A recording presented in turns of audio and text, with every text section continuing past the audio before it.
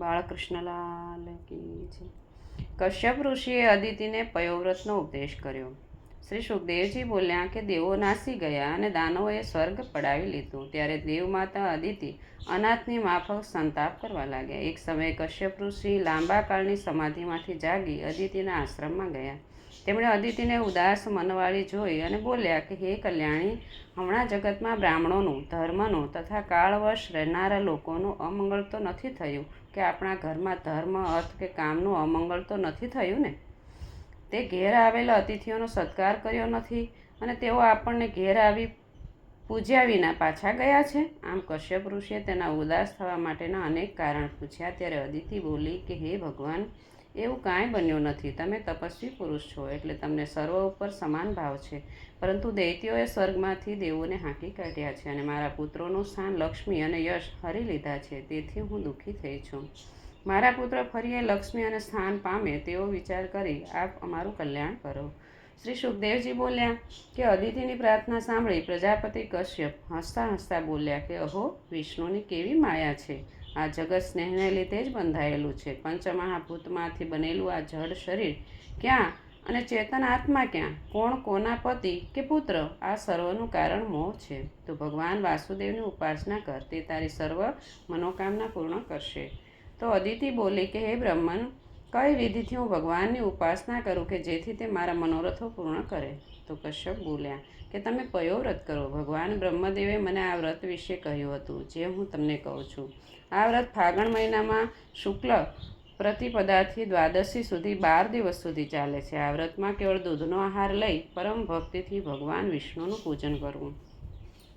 પ્રથમ અમાસના દિવસે મળી શકે તો ભૂંડે ખોદેલી માટીનો શરીરે લેપ કરી નદીમાં સ્નાન કરતા બોલવું કે હે પૃથ્વી દેવી, વરાહ ભગવાને આપનો રસાતળમાંથી ઉદ્ધાર કર્યો છે. હું આપને નમસ્કાર કરું છું. આપ મારા પાપોનો નાશ કરો. પછી નિત્ય નૈમિતિક નિયમો કરી સાવધાન રહી મૂર્તિમાં, પૃથ્વીમાં, સૂર્યમાં, જળમાં, અગ્નિમાં તથા ગુરુમાં ભગવાનનું પૂજન કરવું. પછી સ્તુતિ કરતા બોલવું કે સર્વમાં રહેલા, સર્વના સાક્ષી, સર્વના અંતર્યામી અને સર્વશ્રેષ્ઠ ભગવાન વાસુદેવને હું નમસ્કાર કરું છું.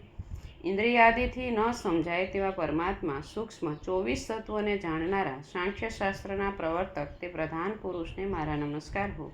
જેમને 2 મસ્તક, 3 પગ, 4 શિંગડા અને 7 હાથ છે, જે યજ્ઞ સ્વરૂપ છે, જે ફળ આપનારા છે, તે પરમેશ્વરને મારા નમસ્કાર હો. જે શિવ સ્વરૂપે, રુદ્ર સ્વરૂપે ભયંકર છે, જે 3 ગુણોરૂપી શક્તિ ધારણ કરે છે, સર્વ વિદ્યાઓના અધિપતિ છે અને સર્વ પ્રાણીઓના પતિ છે, તે શંકર સ્વરૂપ પરમેશ્વરને મારા નમસ્કાર હો.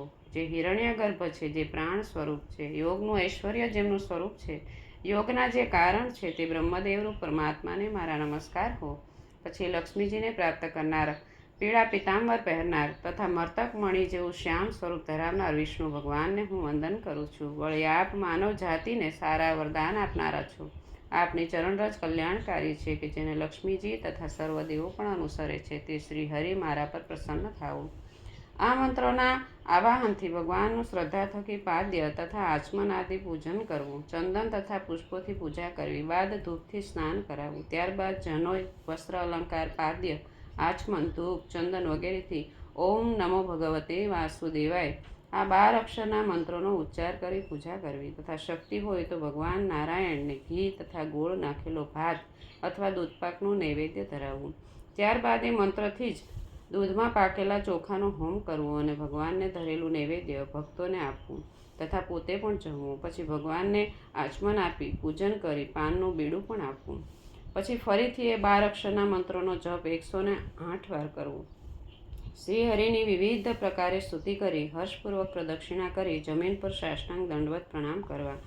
નમન માથા પર ચડાવી ભગવાનની મૂર્તિને યથાસ્થાને પધરાવી અને ઓછામાં ઓછા 2 બ્રાહ્મણોને દૂધપાકનું ભોજન કરાવવું. પછી તેમની આજ્ઞાથી જ સપરિવાર પોતે બાકીનું ભોજન કરવું. વ્રત દરમિયાન બ્રહ્મચર્ય પાળવું અને વ્રતના 12 દિવસ સુધી રોજ પૂર્વોક્ત વિધિ પ્રમાણેનું પૂજન કરવું.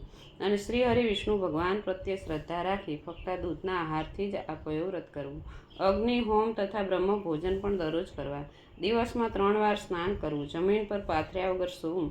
શુદ્ધ પડવાના દિવસથી 13 સુધી બ્રહ્મચર્ય પાળવું. કોઈ પણ પ્રાણીની હિંસા કરવી નહીં, સત્ય બોલવું, ભોગ ત્યાગ કરવો, ભક્તિમય જ રહેવું. વ્રતના છેલ્લા દિવસે એટલે કે 13ના દિવસે વિદ્વાન બ્રાહ્મણ પાસે શાસ્ત્રોક્ત વિધિ કરાવી ભગવાન શ્રી હરિનો પંચામૃતથી અભિષેક કરવો, ધનની કંજુસાઈ છોડી મહાપૂજા કરવી તથા વિષ્ણુ ભગવાન માટે દૂધની ખીર બનાવી અને તેનાથી વિષ્ણુ ભગવાનનું સાવધાનીપૂર્વક યજન કરવું અને નૈવેદ્ય ધરાવવું. ત્યારબાદ વિદ્વાન તથા અન્ય બ્રાહ્મણોને વસ્ત્ર અલંકારો અને ગાયોના દાન કરી સંતૃપ્ત કરવા. પછી તેમને ઉત્તમ ભોજન કરાવવું તથા દરેક બ્રાહ્મણને યથાયોગ્ય દક્ષિણા આપવી અને ત્યાં આવેલા સર્વને ભોજન કરાવી પ્રસન્ન કરવા. ભિક્ષુકો વગેરેને તૃપ્ત કરવા. વ્રત દરમિયાન દરરોજ નૃત્ય, ગીત, વાજિંત્ર, સ્તુતિ, સ્વસ્તિ વાચન તથા કથાઓ થકી ભગવાન શ્રી હરિની પૂજા કરાવવી. આ પયોવ્રત ભગવાનના પરમ આરાધના રૂપ છે, જે બ્રહ્માજીએ પોતે મને કહ્યું છે. હે કલ્યાણી, આ વ્રત તું શુદ્ધ ભાવથી કર. તે સર્વ યજ્ઞરૂપ, સર્વ વ્રતરૂપ, તપના સારરૂપ, સર્વ પ્રકારના દાનરૂપ અને ઈશ્વરને પ્રસન્ન કરનારું છે. તે જ તારી અભિલાષા પૂર્ણ કરશે. બોલ ગોવર્ધનનાથ કી જય, બાળકૃષ્ણલાલ કી જય.